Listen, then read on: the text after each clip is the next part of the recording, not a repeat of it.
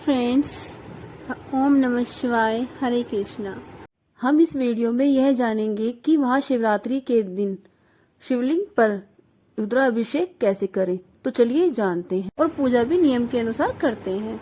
हम ये पूजा अपने मंदिर में भी कर सकते हैं, नहीं तो आपके आसपास कोई शिव मंदिर हो तो आप वहाँ पर जाकर भी पूजा कर सकते हैं। मंदिर में आकर अच्छे से गंगा जल छिड़क कर मंदिर साफ कर ले। आप जहाँ पर भी पूजा करें उस जगह को अच्छे से साफ करें। इस दिन ओम नमः शिवाय का जाप जरूर करें। उसके बाद आपके पास जो भी धातु के शिवलिंग हैं उन्हें अच्छे से साफ कर ले। अगर नहीं है तो आप पार्थिव शिवलिंग बनाकर भी पूजा कर सकते हैं। रखेंगे जैसे थाल या प्रात, प्लेट जो भी रखे वह साफ होनी चाहिए। मैंने यहाँ पर एक प्लेट ली है जो चारों ओर से कोने वाली है, ताकि जो जल हम शिवलिंग पर चढ़ाएं वो नीचे ना गिरे। मैंने पहले चंदन से स्वास्तिक बनाया, क्योंकि कोई भी पूजा शुरू करने से पहले स्वास्तिक जरूर बनाएं।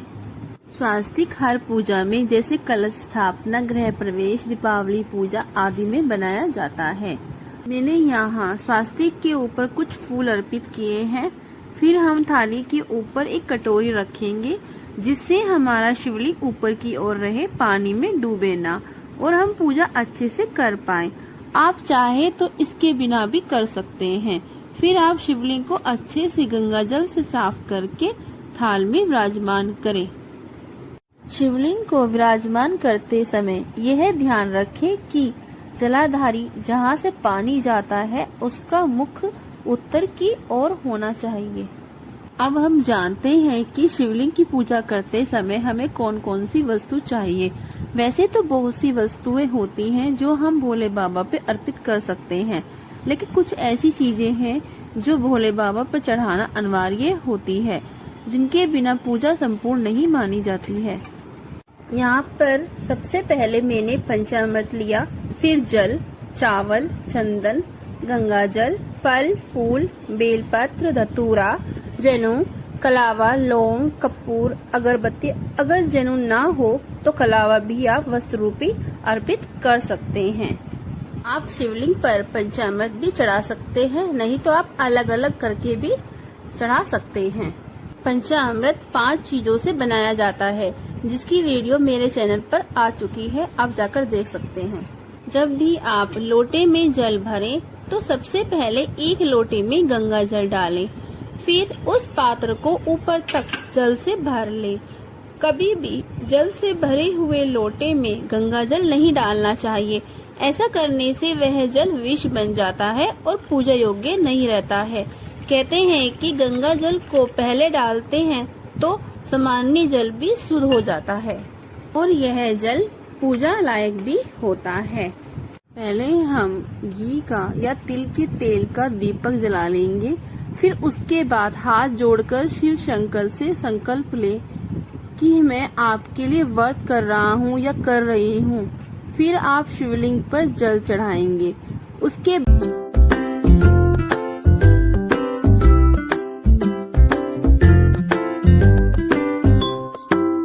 बाद 5 चीजों से पंचामृत बनाकर उससे शिवलिंग का रुद्राभिषेक करेंगे। इसका क्रम है पहले जल, फिर दूध, दही, घी, शक्कर, शहद। इस तरह से भी आप शिवलिंग का अभिषेक कर सकते हैं। फिर आप शिवलिंग पर जल अर्पित करेंगे। जल अर्पित करने के बाद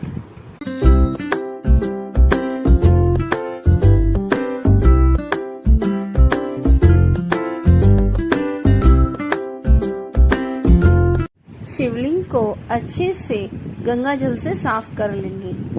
फिर चंदन से शिवलिंग पर तिलक लगाएंगे। उसके बाद हम वस्त्र रूपी कलावा शिवलिंग पर चढ़ाएंगे। उसके बाद हम अक्षत यानी चावल अर्पित करेंगे। चावल टूटे हुए ना हो, खंडित चावल चढ़ाने से भगवान शिव रुष्ट हो जाते हैं। फिर बेलपत्र पर चंदन लगाएंगे और बेलपत्र की जो चिकनी साइड है उस तरफ से शिवलिंग पर बेलपत्र चढ़ाया जाएगा। बेलपत्र की डंडी शिवलिंग की ऊपर होनी चाहिए। आप बेलपत्र 1, 3, 5, 11 चढ़ा सकते हैं, जितनी आपकी इच्छा हो। बेलपत्र की कोई भी गिनती नहीं होती है। फिर आप भोले बाबा जो भी प्रिय चीज हो वो उनको अर्पित करें। मैंने यहाँ पहले फूल चढ़ाया, सफेद फूल जरूर चढ़ाएं। फिर उसके बाद शिवलिंग पर धतूरा चढ़ाया। धतूरा चढ़ाने के बाद आप कोई ऋतु फल जरूर चढ़ाएं, जो भी आपको आराम से मिल जाए। फिर ऋतु फल चढ़ाने के बाद आप दक्षिणा जरूर चढ़ाएं।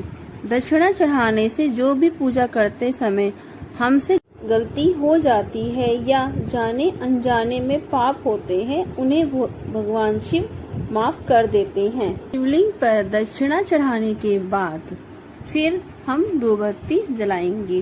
उसके बाद जो हमने ऋतु फल शिवलिंग पर चढ़ाया है उसे घर में सभी को तुरंत दे दो, नहीं तो ज्यादा देर रखा प्रसाद खाने योग्य नहीं रहता है।